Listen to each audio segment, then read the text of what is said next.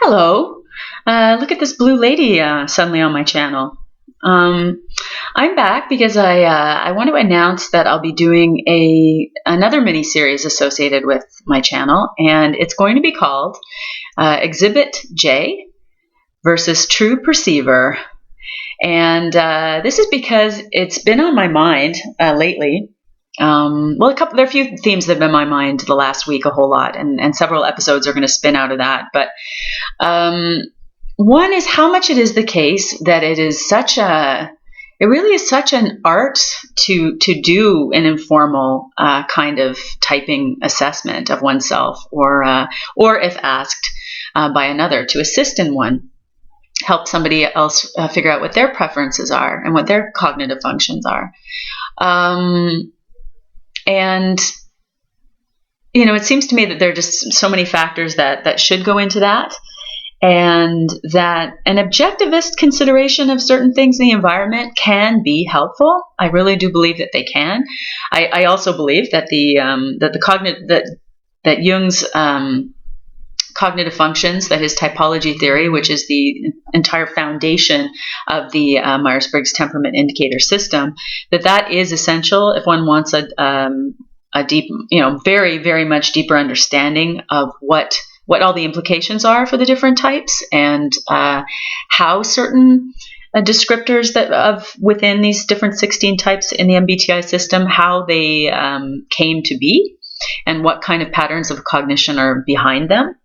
I do think I don't dispute at all how terribly important that stuff is, and how very, very useful that is to know. But I am saying that I do seem to have a bit of a strength, I think, based on my experience, and I have an aptitude for this, and I have many years of paying way too much attention to MBTI related stuff informally, and I think because I'm an ENFP, I think that does, because I've exercised some of my upper functions, particularly the dominant extroverted intuition, I do think that I have something to share with people about that. And what I have to offer in particular is kind of an objectivist leaning, in terms of what I can, share with people, give them little tips that might give them a clue within the proper context of a multifactorial assessment of one's own preferences within the MBTI, and consideration of Jungian cognitive functions as well. So it's been on my mind, sort of what an art that actually is. And I'll have a lot more to say about that in the next few episodes. But yeah, I thought it would be fun. I also thought it would be really fun to be able to show you guys. I'm going to start documenting details of arrangement of objects in the environment, different environments, where the arrangement has been done by someone whose type is known, and at least people whose perceiver versus judger preference is known.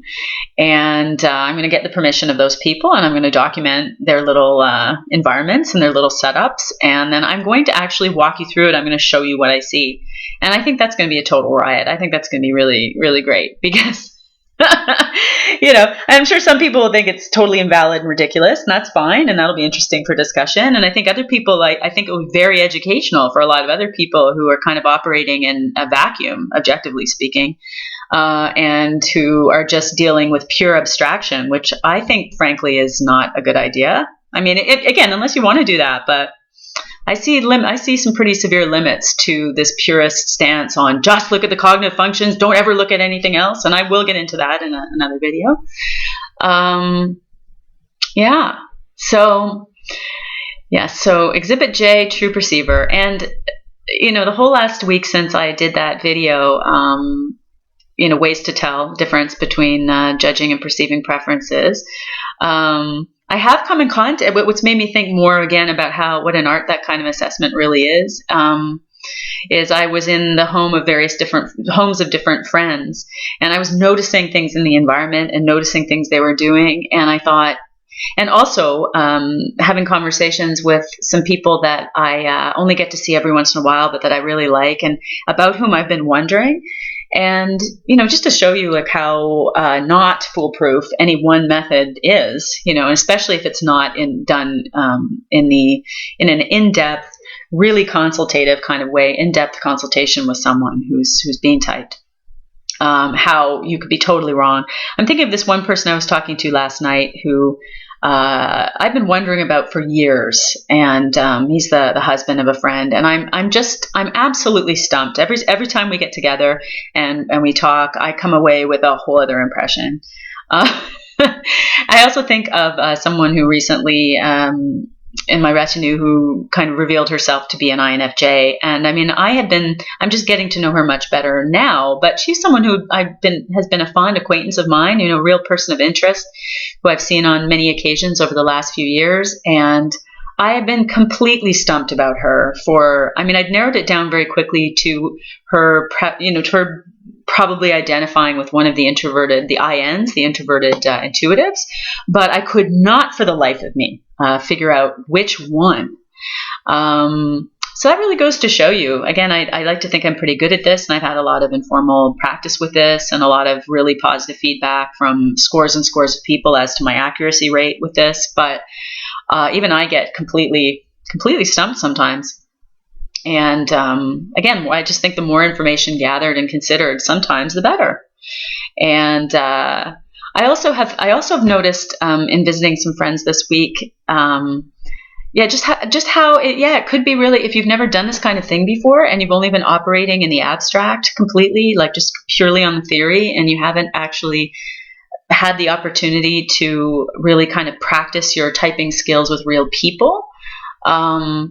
How it might be just completely baffling. And especially if you don't have if your cognitive function stack doesn't really lend itself much to objectivist considerations, this area might be something that's just really interesting for you to consider, just fun for you to consider, from someone who does have that kind of a leaning and talent in that area and, some acumen.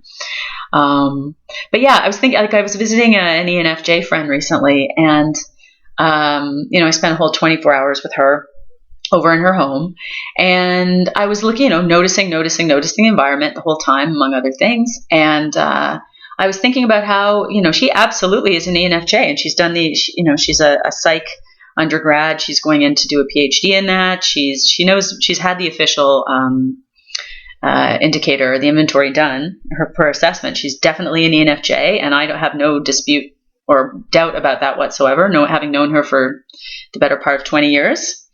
And I was looking around her house, and it's true, she had quite a bit of clutter around. She had some very odd, like just piles of stuff, vacuum cleaner on top of a box, on top of another box in the corner of a dining room she doesn't use really. And I also noticed that her kitchen, and it's far from spotlessly clean. I mean, again, sometimes the J thing in terms of, seeing it reflected in the environment, sometimes you can read it in 2 seconds because it's just such a clear thing. Like you just know that there's not one speck of lint in that person's house ever, pretty much. Like or if there is any, it's eliminated so quickly you would never see it. You would never find it. But there are plenty of J. There is a real latitude. There is a huge variety of ways that these preferences can be expressed in real life, in meat space. And I was thinking of that with this friend. For example, before when I woke up in the morning, and I noticed, like in the kitchen, there were there have been some crumbs left on the kitchen counter, and there were some little spills of things from dinner that were just left there. There are all kinds of ways that if you were like kind of going by the book and you didn't have any kind of practice in doing this stuff, and you didn't have any sort of any ability in looking at things in the big picture sense, and noticing trends in things, like if you were lucky, you were apt to be caught on a tree rather than seeing the forest, how you would probably not be able to do this at all. You would not be able to use this kind of information in an assessment.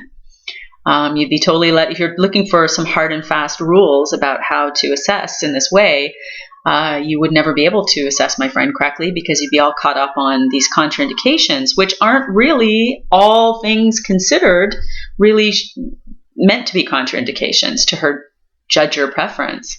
So anyway, as I said, it wasn't spotlessly clean or super, completely tidy, totally fastidious, sort of, museum-like atmosphere at her house at all. She's quite relaxed as a J that way. But here's how you could have told that she, here are some objectivist ways you might, indices that she is in fact a J.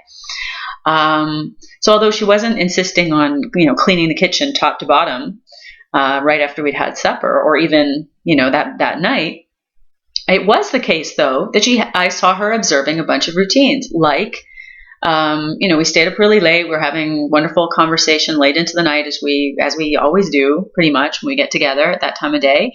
And we got very, very, very tired, and we'd had some wine, and we just, at a certain point, we just kind of hit the wall and physically and realized we had to go to bed. But, she made a point of going and making sure that all the dishes were rinsed and put in the dishwasher. And like she swept some things up, and you could just see her going about through her space and doing all these very particular things. Following some routines that she has. They're just, that she just has all these rules in her head about how that certain procedures need to be done in a certain way at a certain time, in a certain occasion. And she was following that. The other way that you could tell that she's a judger is if you talk to her, you sort of notice certain ways of being very decisive about making plans and about kind of wanting to, and this is a little more vague, but in terms of conversation with her, how she likes to interrogate things. She's very, very curious. She's very, very smart too. And she really likes to, wants you to be specific about what you mean when you're talking conceptually. And she actually reminds me of an NT a bit in this way, but she definitely is an ENFJ though. Very, very, the FE is super strong in her, as the dominant function. But what?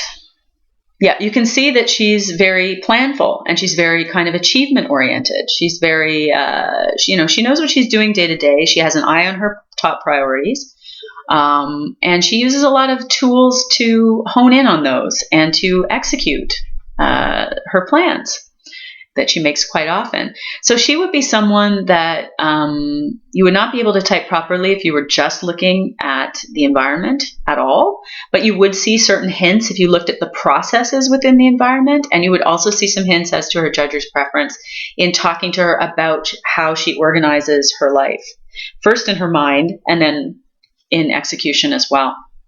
Another example was an INFJ friend who I was visiting with recently, who I'm going to see.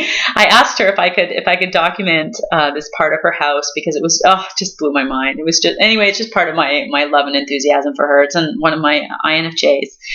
And she has this kind of, anyway, I'll have to show it to you guys, but she has a kind of an arrangement at the entrance of her home that is, it's kind of a tower of it's like a very elaborate sort of console area, where certain items are stored all reliably, but they're all kinds of, just all these bizarre, like just totally creative and weird doodads. And it's, in lesser hands, it would be very cluttery. It's very creative. It's very strange, the assortment of different things that she's collected in this area. And again, if you weren't really practiced in this kind of thing, and you didn't have that kind of big picture view, blah, blah, blah, you might mistakenly think that she's a perceiver. But if you look carefully at the geometry of this thing, you can see just how very intentional the placement of all these little doodads and creative little bits of things are put together in this rather busy kind of overall composite thing in her home.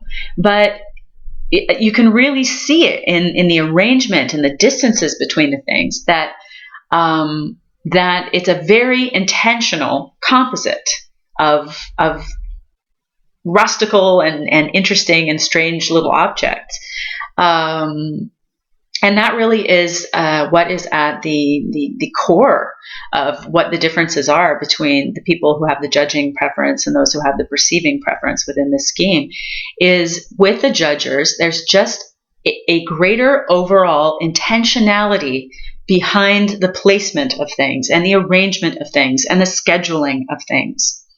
And that is kind of the principle that's behind these manifestations of those preferences. So it's not about, like, if anyone's looking for some sort of rule book, or is getting all their knickers in a knot because, and crying out that it's not possible for any objectivist considerations to be of any use whatsoever, because there are no hard and fast rules about how to interpret these things. I will say that that's not true. That yes, indeed, there are no hard and fast rules. It's an art.